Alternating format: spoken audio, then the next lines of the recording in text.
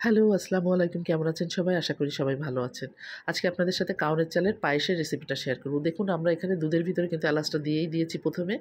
এবার এই যে দেখুন এই যে এটাই হচ্ছে কাউনের চাল ছোট, ছোট দানার মতো। এবার এটাকে আমরা খুব সুন্দর করে পরিষ্কার করে ধুবো। ধুয়ে এই যে দেখুন দুধ কিন্তু আমরা এখানে একটু জ্বালিয়ে নিয়েছি। তারপরে হচ্ছে চালটা আমরা দিয়ে দিব। এই যে এই চালটা আমরা দিয়ে দিব।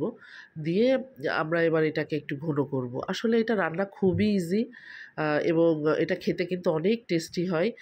আপনাদের যদি এই চালটা আপনারা কখনো পান হাতে তো অবশ্যই আপনারা এই জিনিসটা তৈরি করবেন।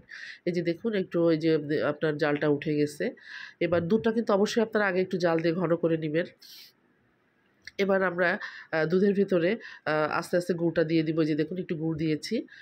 এবার এই গুড়টা দিয়ে কিছু সময় একটু নাড়াচাড়া করব। নাড়াচাড়া করার পরে তারপর গুড়টা যখন গলে যাবে তারপরে আমরা চিনিটা দিয়ে দিব। দেখুন এই যে কি সুন্দর কালার চলে আসছে। এর ভিতরে আমরা একটু কিশমিশ, একটু ড্রাই ফ্রুটস এগুলো দিয়ে দিব। তারপরে এটাকে